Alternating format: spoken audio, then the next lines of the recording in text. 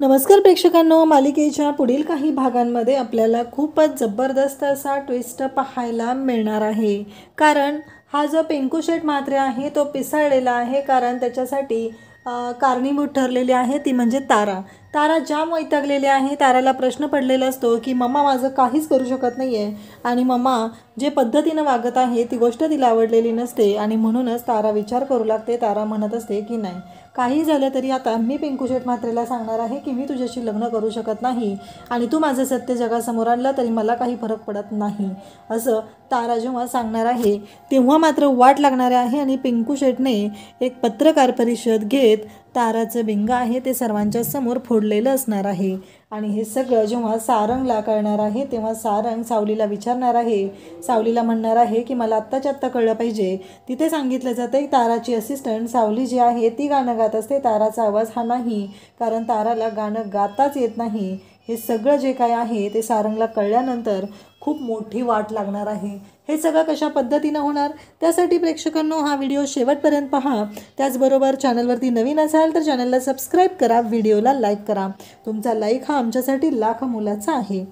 तर इकडे सावली जी आहे ती आता विचार करत असते आणि त्याचबरोबर पिंकू शेठ म्हात्रे याने आता खूपच मस्त अशी घोषणा केलेली असते, ती म्हणजे तारा आणि त्याचं लग्न ठरलेलं आहे. आता पिंकू शेठ म्हात्रे आणि तारा या दोघांचं लग्न आहे या गोष्टीचा सावलीला खूप धक्का बसलेला असतो. कारण सावलीला माहिती असतं की तारा आणि सोहम यांचं लग्न ठरलेलं आहे. इकडं तर एक वेगळाच प्रॉब्लेम झालेला असतो, कारण इकडे सोहम आणि त्याचबरोबर कियारा यांचं लग्न ठरलेलं असतं आणि त्यामुळं सावलीला धक्का बसलेला असतो. सावलीला माहिती आहे की तारा आणि सोहम या दोघांचं एकमेकांवरती किती प्रेम आहे. त्या दोघांना एकत्र आणण्यासाठी काय काय करावं लागणार आहे याचा विचार सावली करत असते. पिंकू शेठने तर आता इकडे भेट घेतलेली असते ती म्हणजे भैरवीची आणि तिला विचारलेलं असतं की 2 दिवसामध्ये आपण साखरपुडा उरकायचा आहे.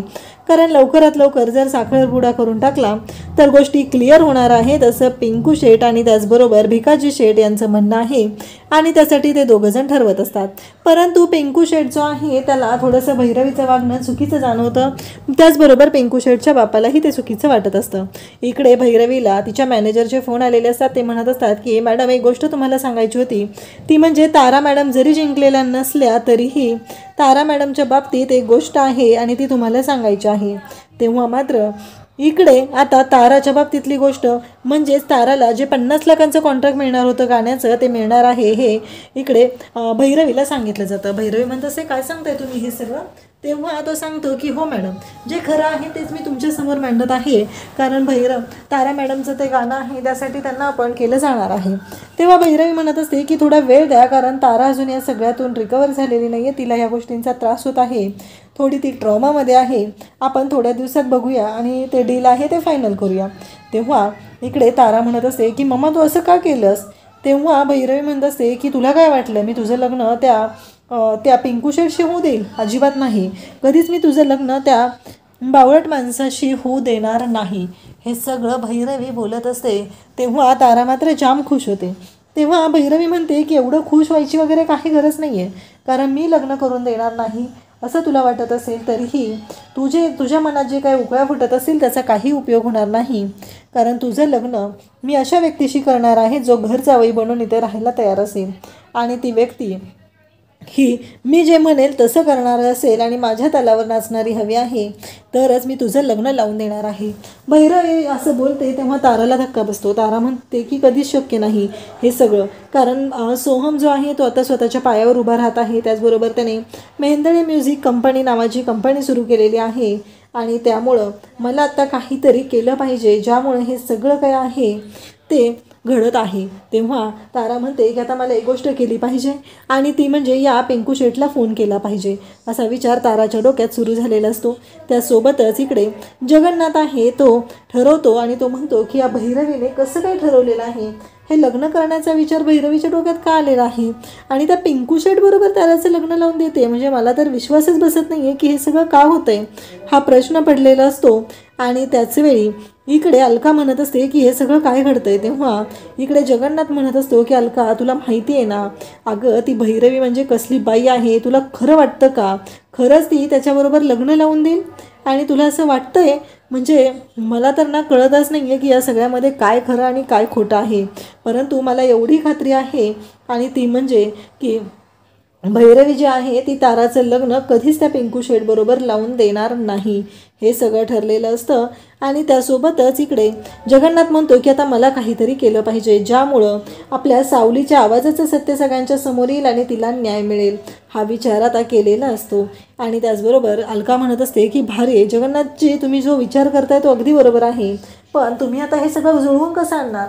तेव्हा जगन्नाथ म्हणतो की त्या पिंकू शेठचा जो बाप आहे भिकाजी म्हात्रे, तो माझा क्लायंट आहे. याच्या आधी त्याच्या आयुष्यामध्ये काही प्रॉब्लेम आलेले होते, तेव्हा तो माझ्याकडे आलेला होता आणि त्यामुळं आपण त्याच्या मदतीने हे सगळं करू शकतो.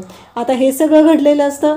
आणि त्याचबरोबर इकडे पाहायला मिळतं की जेव्हा जगन्नाथ हे सगळं बोलत असतो तेव्हा अलकाला वाटत असतं की चला. त्याचबरोबर हे सगळं जेव्हा झालेलं आहे तेव्हा आता एका पार्टीमध्ये जगन्नाथ आणि त्याचबरोबर पिंकू शेठ यांची भेट होते. पिंकू शेठ मला जगन्नाथ म्हणत असतो की खरंच तुम्ही छान गाता, पण मला एक कळलं आहे की तुमचं आणि ताराचं लग्न ठरलेलं आहे. तेव्हा तो म्हणतो की हो खरंच खूप देखणी आहे ती. मग इकडे जगन्नाथ म्हणू लागतो की मग आता तुम्ही जोडीनं गाणार आहे. मग त्यावेळेस पिंकू म्हणू लागतो की म्हणजे मला असं काही नाही तिनं गायलं पाहिजे, की तिनं जे काही करत आहे त्यामुळं हे सगळं घडत आहे, त्यामुळं मला काही फरक नाही पडत. आणि जगन्नाथ म्हणतो असंही तिला कुठं गाता येतं ना. आणि त्याचबरोबर इकडे तेव्हा तो म्हणतो म्हणजे तुम्ही काय बोलताय हे सगळं. तेव्हा मात्र इकडे जगन्नाथ सांगू लागतो की हो असंही तिला गाता कुठं येतं आहे ना, हे गोष्टी मला माहिती आहेत, कारण तिची असिस्टंट गात असते ना. तेव्हा इकडे पिंकू शेठ म्हणत असतो की हो हे मलाही माहिती आहे आणि मी हे सत्य शोधलेलं आहे आणि त्यामुळंच तर ती भैरवी जी आहे ती माझं लग्न तिच्या तारासोबत करार करून द्यायला तयार झालेली आहे. हे ऐकल्यानंतर मात्र खूप मोठा धक्का बसलेला असतो जगन्नाथला. तो म्हणतो की तुम्हाला कसं माहिती आहे. जगन्नाथ म्हणत असतो की हो मला सगळ्या गोष्टी माहिती आहेत. तेव्हा मात्र इकडे पिंकू शेठ त्याचबरोबर तो म्हणतो की तुमचे वडील कुठं आहेत. तेव्हा तो सांगतो का. तेव्हा ते म्हणते की नाही त्यांना फक्त एवढंच सांगा की जगन्नाथजी आलेले आहेत. पिंकू म्हणतो की ठीक आहे मी बोलावून आणतो. आणि मग जगन्नाथ आलेला आहे ही गोष्ट जेव्हा भिकाजीला कळते तेव्हा भिकाजी धावत येतो आणि म्हणू लागतो की काय तुम्ही. तेव्हा भिकाजी म्हणत असतो की म्हणजे. त्याचवेळी इकडे पाहायला मिळतं की पिंकू म्हणत असतो की यांना सगळं माहिती आहे. तेव्हा इकडे भिकाजी म्हणत असतो की बरोबर आहे, माहिती तर असणारच आहे, कारण आपलं भविष्य सगळ्यांचं ते बघत असतात, सांगत असतात, मग काय प्रॉब्लेम आहे. आणि त्याचबरोबर इकडे पाहायला मिळतं की जगन्नाथ म्हणत असतो की तुम्हाला जे वाटत आहे तसं होईलच असं काही नाही, कारण एक गोष्ट लक्षात ठेवा, कारण ती भैरवी महाचालक बाई आहे, कारण तिने काहीही करू शकते. जर तिने हा काही गोंधळ घातला तर तुम्ही पूर्णपणे अडकले जाणार आहात, एवढं लक्षात ठेवा. कारण काहीही झालं तरीही वाटतं तेवढं इझी काम नाही आहे की तिनं तिच्या मुलीचं लग्न तुमच्या मुलाशी लावून देणं. तुम्ही लवकरात लवकर भेट घ्या आणि 2 दिवसात आपण आता साखरपुडा करायचा आहे हे सगळं बोलून घ्या, तेव्हा जर ती तयार झाली तरच हे लग्न होऊ शकतं. तेव्हा मात्र इकडे आता ते भैरवीकडे येतात आणि भैरवीला म्हणू लागतात की आता 2च दिवसाचा मुहूर्त आमच्या गुरुजींनी सांगितलेला आहे आणि लवकरात लवकर आपल्याला लग्न करायचं आहे, हे सगळं ठरलेलं असतं. आणि त्याचवेळी आता इकडे ते भैरवी टाळाटाळ करत असते, पण त्याचबरोबर तिनं म्हणत असते की ठीक आहे. आणि ताराला मात्र राग येतो. इकडे मम्मा मला म्हणत आहे की नाही मी लग्न लावून देणार नाही, आणि आता हे सगळं काय चाललंय. आणि आता हे गाणं जे आहे या गाण्यामुळे जर ही वेळ माझ्यावर येत असेल तर मलाच आता काहीतरी केलं पाहिजे की ज्याच्यामुळं या सगळ्या गोष्टी ज्या आहेत त्या समोर येतील आणि मी हे सगळं हँडल करू शकेल. आणि मग तिने त्या पिंकूला फोन करते आणि त्याला सांगू लागते की तुम्हाला जर असं वाटत असेल की माझी आई तुमच्यासोबत माझं लग्न लावून देणार आहे तर तसं अजिबात होणार नाही, कारण माझी जी आई आहे ती तुमच्यासोबत माझं लग्न लावून देणार नाही. त्याचबरोबर तिचा हा सगळा प्लॅन आहे, असं जेव्हा ती सांगत राहते तेव्हा मात्र इकडे धक्का बसतो आणि तो म्हणतो की असं आहे का. तेव्हा तो म्हणतो की चालेल आता मी सगळ्या जगाच्या समोर आणणार आहे की तू गात नाही आहे. तेव्हा तारा म्हणते ठीक आहे आणि मला काही फरक पडत नाही आहे, तू सगळ्यांच्या समोर आणलंस तर, असं तारा ही स्पष्टपणे सांगून जाते. तेव्हा मात्र इकडे पाहायला मिळतं की सारंग जो आहे तो विचार करू लागतो. सारंग ही तिथे ती बातमी पाहतो आणि सारंगला धक्का बसतो. सारंग सावलीला विचारू लागतो की सावली हे सगळं काय चाललंय, कारण पिंकू शेठने पत्रकार परिषद घेतलेली असते, त्याचवेळी जगन्नाथही तिथं असतो. आणि मग सारंग विचारू लागतो तेव्हा मात्र सावली शांत राहते. तेव्हा इकडे जगन्नाथ म्हणत असतो की पिंकू शेठ म्हात्रेनं जे सांगितलेलं आहे ते सत्य आहे, कारण तारा जी काय आहे ती गाणं गातच नाही आहे, कारण ताराला गाणं गाताच येत नाही. आणि हे सगळं जेव्हा पिंकू शेठ सांगत असतो तेव्हा मात्र इकडे जगन्नाथ म्हणत असतो की जे खरं आहे ते सांगितलेलं आहे.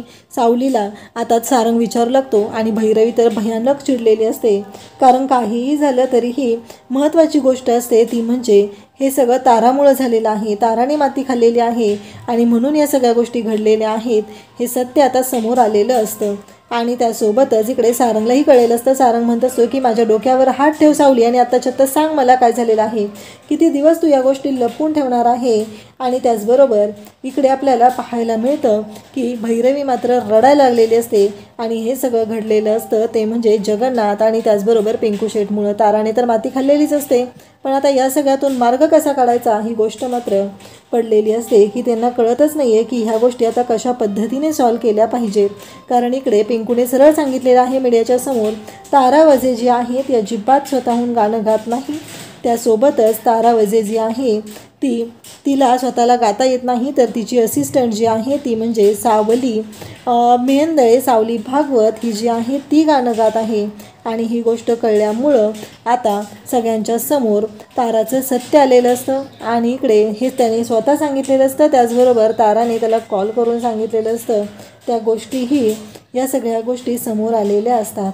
आता ताराची वाट तर लागणार आहे, पण त्याचबरोबर इतके दिवस हे सगळं जपलेलं होतं ते सगळं गेलेलं आहे आणि त्यामुळंच इकडे भैरवी जी आहे ती पिसाळलेली आहे. तिला कळायचं बंद झालेलं आहे. तिला कळत नाही आहे की आता काय करू, या सगळ्यातून कसा मार्ग काढू. या सगळ्या गोष्टींचा विचार भैरवी करायला लागलेली आहे. अशाच अपडेटसाठी चॅनलशी कनेक्टेड राहा. थँक्यू.